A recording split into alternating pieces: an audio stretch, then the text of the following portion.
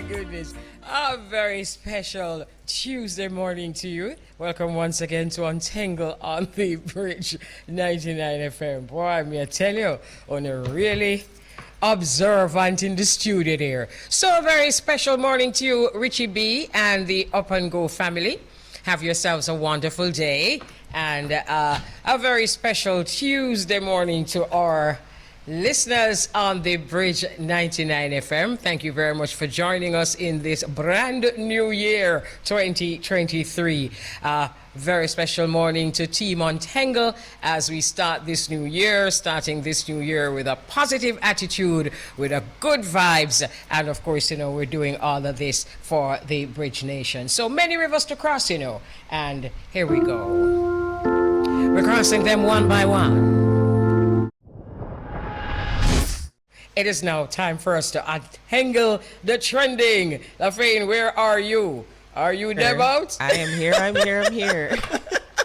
Morning and Happy New Year officially. Yes, officially. Elise, and to all our listeners and our viewers.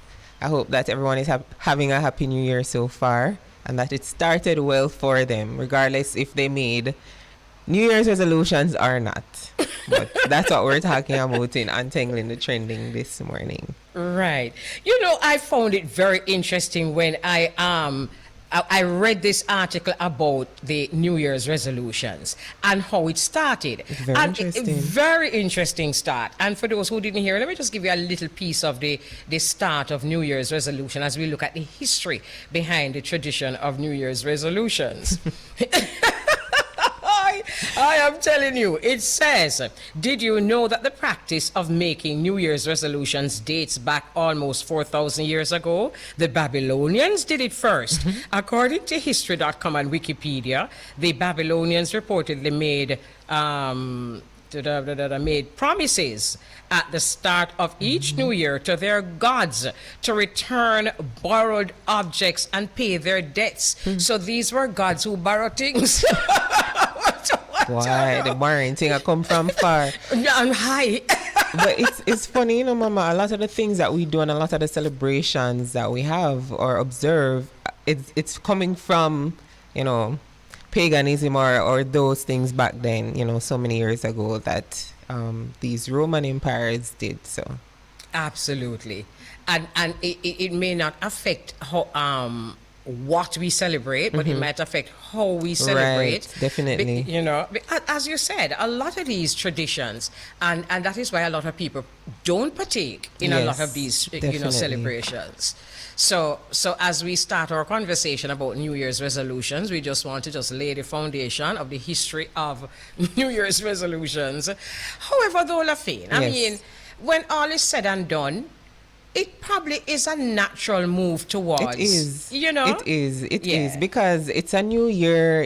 Whenever it's a new start. It's a clean slate to begin to say, okay, all right, the year has passed. 2022 is done, and we're in a new year now. What can I do? What can I change? What difference can I make in my life to be a better person? So. Right. As the word resolution says, it's a firm decision to do or not to do something. So exactly. Right. A lot of people at Cavell, I don't know what she's saying. I can't read her lips. She round there. She said she not change. That's her. That's her resolution for 2023, and that's fine. Some people said they're not changing, they're just continuing. But other people, they said the top New Year's resolutions, exercising more, eating healthier, losing weight, saving more money, spending more time with family and friends, and traveling and all of that. Those definitely usually top the list when it comes to New Year's resolution. And those things sound like they can actually be achieved. Definitely. But with the weight losing, something though about these New Year's resolutions that sometimes happens. Let us take that one that you mentioned, losing weight, right? So you make a resolution to lose weight. And let us say you want to lose 10 pounds. And by the middle of the year, instead of losing 10 pounds, you actually gain 10 pounds. This could really create a lot of anxiety. Definitely. And all these things. So it probably is easier, instead of being so specific, probably it's easier to just be more general and say, you know, my eating habits are going to Right. change, or I'm going to try and improve the way I eat. Be more realistic. Right. Be just more be realistic. more And I was reading something and it said, well, for me, discipline and consistency, where motivation ends, discipline begins. So you're not always going to be motivated, but you have to be disciplined and consistent about what it is that you want to do and your why. I remember a friend told me, she said, remember your why. Whenever you're doing anything, why are you doing it? So once you keep that in mind, and that will definitely help with whatever it is that you want to achieve, why it is that you want to achieve this, and how will you do it? You know, how will it change your life? Exactly. And perhaps that makes what Cavell just said a while ago makes sense. because if you're quite fine with how you are got you, That's it. and you don't really have any issues with how you're living. Let us say you made a resolution 10 years ago, 5 years ago, and it has been sustained. Right. And you're quite fine with yourself now. Where you make a new one for? Exactly.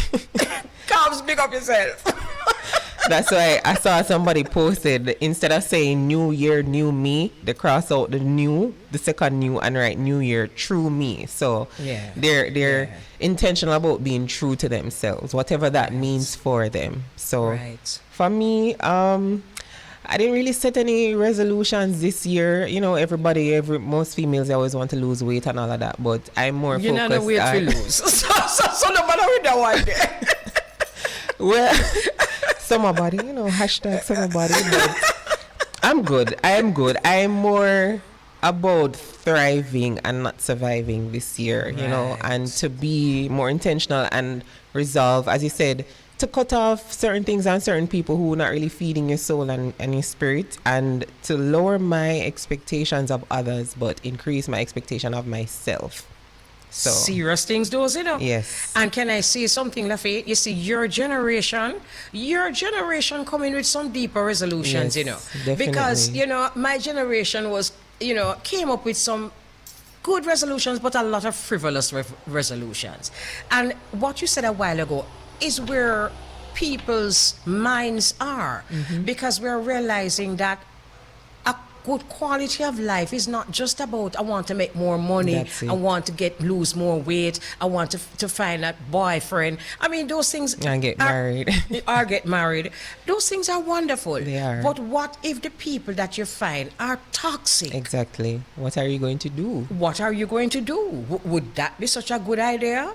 So what you said about cutting off people who, you know, this morning I was thinking to myself, and I said, there are some situations and actually some people that make you calm. Yes, definitely. There are some situations and some people that make you anxious. Definitely. What am I going to do about those people who make me anxious? And those situations that make me anxious, am I going to just continue along, or am I going to be brave enough to release them? To release them. To let it go. That's right. And it's not necessarily about them, because everybody's on their journey and on their own path to finding themselves and figuring out why they do what they do. But for your peace and sanity as an individual, you have to take these steps to say, you know what, if this is not feeding me, or this is not contributing to my life or the life that I want or envision for myself, then you have to let it go. Yes. You have to let it go. And you know, I'm happy at the level of conversation that we're having, because this is the level that we need to go into the new year with. Definitely. You know, because, a lot of toxicity is around us. And we are being loyal to this and making excuses for this, when in truth and in fact, we need to be brave enough to release a lot of it. You know, they have a saying, ride or die, but I need to know where we're riding to and why they have to be involved. Like, why we gotta die? Why? Where we're riding to? So, it's about being intentional, knowing your whys, and just protect your peace and your sanity. You know, it's very, very as you say, important. peace. You keep the word peace keeps coming up, and these are my final thoughts for those of us who have been taught to pursue this happy. There is such a thing as happy. We're not quite sure what it is yet. But there is such a thing as happy, but to pursue something that is so elusive can be dangerous. Yes. However, you know exactly what it feels like when you're at peace. Definitely, definitely. That's the kicker. That's the kicker. Yeah. So we need to be thinking more in terms of being peaceful and letting that create the joy that we need. Definitely, Mama, definitely. And for me, I think it's important to have an accountability partner for whatever it is that you want to achieve in your life. If it is that you want to stop doing something or you want to continue doing something, it's good to have somebody in your corner who will hold you accountable, whether it's somebody official, like, if you want to improve your finances, then get a financial advisor, or if it is that you have a friend who will check in to say, how are things going, all of that. So Well said. yeah. Very well said. There's another part to that too. I don't want to sound negative. No, but that's let us remember what Lafaine just said. But remember also in the back of your mind. What Lafaine said is going to be in the front of your mind. But in the back of your mind now, remember not to talk too much about your plan. True. Because some people, may I tell you, say, True. once them pick up on what you really want to do for them New Year's True. resolution, have to make sure it not happen. It's true, Mama. It's true. True. So be very Yeah. careful what you say. Be Whisper. discerning. Be Be discerning. discerning. That's the word, love. So, again, Happy New Year. Yes. Same to you, Mama, and all the best. Whether you have resolutions or not, whether you're not change like Abel or you will change, but yes. Yeah. So we're going to take a break, right? Yes, Mama. All right, cool. So we are going to have our first interview, and we're talking with Christine Liao, and she is live on phone, right, Laf? I think she is going to be on the telephone. Good morning. Good morning. Oh, there you are. Okay, so she's live on Zoom, right? Okay, good morning, Christine. How are you? I'm doing well today. How are you? I'm very well, thank you. Okay, so we've been promoting you as a sixth form student and a prefect at Glenmuir High School. And your name tells us of your heritage. So we just want to ask a few questions, as we always do first, about your family of origin and about your heritage. Let's start with your family of origin. Let's talk a little bit about that first. Well, if you can see me, I am Chinese, so We can see you. I don't, Go ahead. well, I don't really know what to say much about my family origin. Is that I'm Chinese and I was born in Jamaica, so Okay, and were your parents born in Jamaica?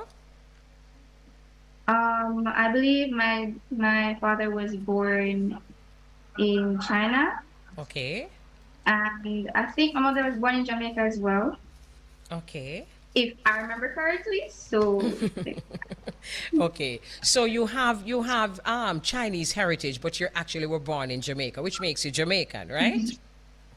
mhm. All right. So you were raised in Clarendon. I know you go to Glenmuir. Were you raised in Clarendon? Yeah, yeah, I was raised and born. Yeah. All right. And we'd like to just know a little bit about how you were raised, who are your parents, what influences they had on you, that kind of thing. Well, my parents have had a lot of influence on me, given that, well, they've always been one to give back to the community. So, like how my mother, she gained an award for Order of Distinction once for in philanthropy. So then I really took inspiration from her. And my dad, he's always saying like, if you have the means to be able to give back to the community, why not? Because you're able to give back to others. Why not use that? Right. So you were raised in a home where you actually saw your parents giving back, Hmm. and this inspired you. Yeah, they're always helpful and generous, and they're just so caring. All right. So you are a student and also a prefect at Glenmuir High School. Let's talk about your academic accomplishments, and then we're going to talk about your extracurricular activities. So what are your academic accomplishments so far? So far, as in meaning sexy, Pardon? as in sexy, because I Yes, recently that's sat so those far. exams. That's where you've reached. That's so far. Well, I gained 5 1s and 5 2s in my sexy subjects, Congrats. and also top to ninth position in Jamaica for industrial technology building. Okay. All right. Fine. So that's excellent. So you scored ninth in Jamaica's CSEC Industrial Technology Building, and you also have aspirations of becoming an architect. So tell us, how far are you? Did that help you on your way, and how far are you on your way to becoming that architect? Well, I didn't realize I wanted to be an architect at when I was picking up my subjects for CXC, right? But I chose building, and I recently, I decided, because the more I did it, right, I realized that I really liked the subject and I gained high marks in it. But Okay. the problem is, though, for architect, it's a difficult journey right now, because I didn't do I didn't do technical drawing in CXC. So Okay. I'm currently doing that now along with my CAPE subjects. So it's a difficult journey to becoming an architect. If only I realized it sooner, it would have been easier, but I, But how hard is it for you to learn technical drawing, since you want to be an architect and you need technical drawing? because technical drawing, you would have done it for 2 years for CXC, but I didn't do it in that 2 years. So I'm currently learning 2 years worth of information in 1 year, along with the CAPE version of technical drawing. Okay, but right. The way how a technology works and the way how you can go online and learn these things on your own, is technical drawing one of the kind of subjects that you can learn on your own, or do you need to actually have a teacher take you through the motions? Well, um, I mean, if you're really good and really focused, that could be like some persons that are really good at learning by themselves. But I personally, I really need a teacher. So Okay. a teacher really helps. Yes. And I have a lot of support and help from teachers at school. Okay. All right. So you're going to try and get that technical drawing that it can help you to become that architect, right? All right. So let's talk now about your extracurricular activities. So you you have gotten a chance to be involved, or to be actively involved in philanthropy. Where you told us earlier that that came from your parents, right? But you've been actively involved in your extracurricular activities. Tell us a little bit more about that. Your particular involvements. You know that you're actually involved in right now. The extracurricular activities that I'm involved now, That supports your philanthropy. as in, well, I'm in a lot of clubs and extracurriculars, but I think you might be referring to like Key Club and United Nations, where they really specialize in that sort of thing, because every year at school, well, since before COVID, what I can remember is that they've always been one to give back, like Christmas drives, donations, things, giving things to other schools. Like that's really their thing for the clubs. So I really wanted to be a part of that. Right. But there are other things that you're also a part of. And Okay, I'm being asked to ask you to mute the people around you. Are the people around? Is it able for you to ask the people around you to be quiet? Because there's a lot of background noise. If you can lower that background noise, we'd appreciate it. Can you? Oh, Okay, all right, fine. So you mentioned that, but when I say philanthropy, I mean philanthropy because you're also part of the James and Friends program. You're an academic mentorship. You're on the academic mentorship program and that kind of thing. So let us talk about all the ways that you find to give or to give back. through the James and Friends program? Any one of them that we just mentioned. Let us talk about the James and Friends program. Tell us a little bit about the program and how involved are you in it? Well, the program, it's been around for quite a while, around 19 years this year, and it has over 100 sponsors. It's a really good program. Its founder, Mr. James, is really good at his job. He has a passion for it, and you can see it every single time you meet him. He just loves his job and the way how he treats everyone. Right. You know, you're not the first person who has been interviewed who has mentioned the James and Friends program. And it really seems to be the kind of program that actually helps people. So we just want to say again, a special big up to the James and Friends program. Your name keeps coming up and it tells us that it is real. So let us talk now about your academic mentorship program. How do you get a chance to mentor students with their academics? Well, I'm a supervisor for the academic mentorship program. It's fairly newly established at school. So, and it's run by our vice principal, Miss Peterkin. But this we supervise as a supervisor, right? I'm not actually a mentor, but I supervise the mentors into making sure they meet with their mentees. Okay. So yes, yeah. What are some of the challenges that you find that students have while you're part of that mentorship program? What are some of the issues that keeps coming up among students? We work mostly with grades, and as a result of the COVID pandemic, right, most of those grades have dropped, and perhaps maybe they're a bit unfocused with their work, or maybe they need a little help or a little push. So then we have mentors that help them with that, so they get where they need to with those grades. Okay, fine. So, all right, now we're going to talk about the many people that, or I'm not sure if there are many, but let us find out about. Before we find out about that, let me just ask you the question, and then we're going to take a break, and then when we come back, you can answer that question. And it is the fact that you sponsor children at different schools in Maypen out of your lunch money that you save as pocket money.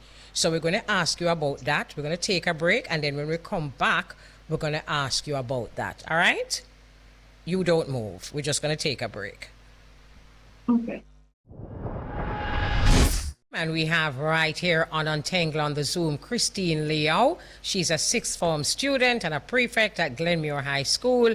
And we just spoke about her aspirations to become an architect. And we're now talking about her passion for philanthropy. Christine, I know that you've probably never done an interview like this before, but you have nothing to worry about. We are very impressed with your resume, and we really just want to celebrate you. So just remember that, all right? You don't have to be nervous, all right? All right. So let's talk about the children that you sponsor from the different schools. Let's talk about that. Um, 2022, we sponsored this girl named Melissa Bryan from Epifield Primary. She's a grade 5 student, and she's amazing. We sponsored her with a 2-year scholarship and depending on her studies or academic performance, she can be sponsored for 5 years to any high school she wants. And depending on that, she can even be sponsored to any university of our choice as well. So, Wow. That's great. And that just from your lunch money?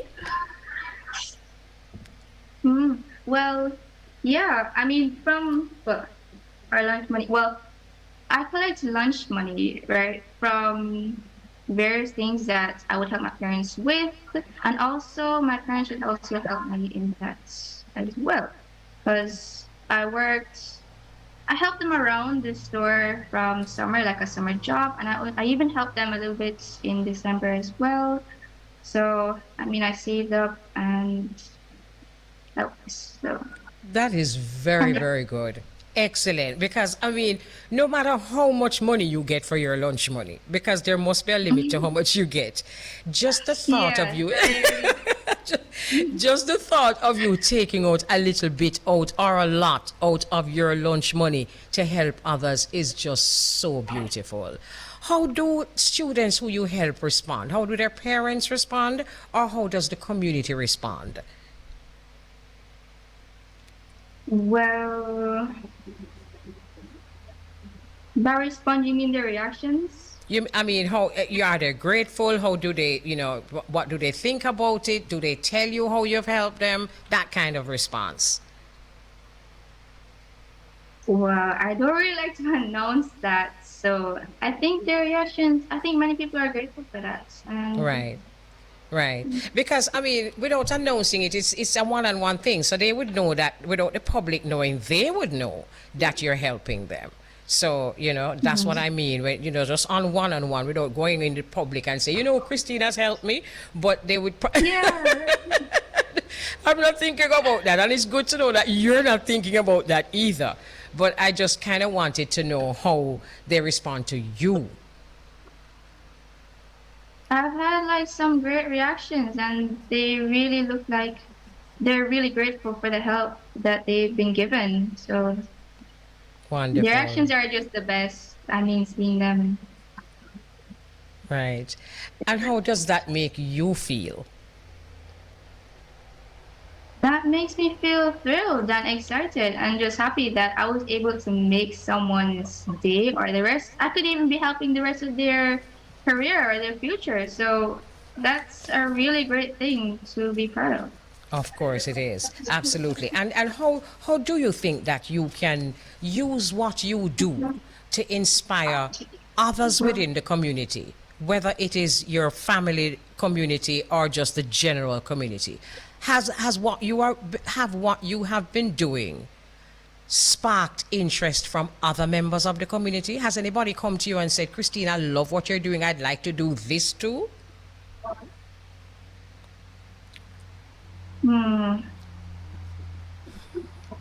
Well, I'm not sure if I can remember right now, but I think somebody even come to me like, oh, they want to go and help and be included in this program and to help others as well. So I think many people can be inspired, but they might not want to show it. So I'm not Right. too sure. Right. But what about your other classmates? Do they know what you're doing? And are they inspired to come on board or to start something like that of their own? Well, mm, I don't like my classmates, right? I don't really announce it to them either. So like I would probably say it to my friends and I like they're just I would say it to my friends or somebody like really closer because then my entire class the school is big, the classes are big, so to say that and like a lot of people just come up to you, it just that really isn't my thing. So then my friends know when I would mention it to them, they they're really amazing and then they would even help some other people if they could and if they can, they will help other people and then Right. Okay. And do your parents know what you're doing and what do they think about that?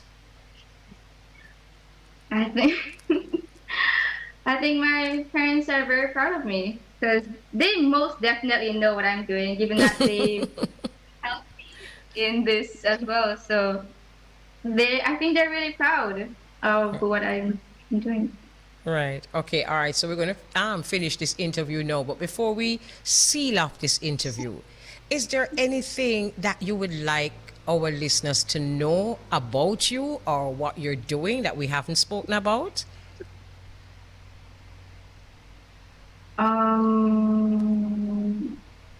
Would you like to know about the 23 upcoming projects? Yes. Well, there was this woman who she's sick and she can't really work. Like due to her illness, she can't really work. But she has 3 children and she works on a farm. And we've been interested in giving her. We donated some chickens to her as well as some feedings and to help her start and provide her with that boost she needs to send her children to school. As well as this woman who also,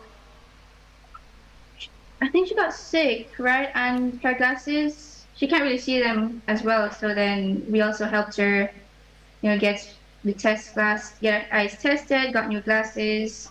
And then also this man who, his foot was injured.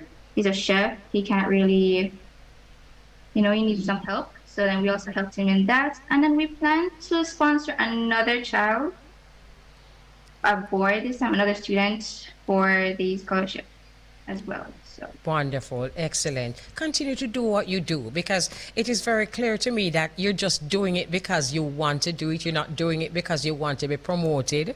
In fact, it's so difficult for me to get you to even say what you're doing because I realize that you're really just doing it from your heart and you're not really doing it to be interviewed. But at the end of the day, it's a wonderful thing that you're doing, and we thought that it should be known what you're doing, Christine. So we just want to thank you very much for taking that time out, for braving your shyness, and for having a conversation with us about your passion, which is philanthropy. Continue to do so, and we're looking forward to having another conversation with you down the road when you're not so shy.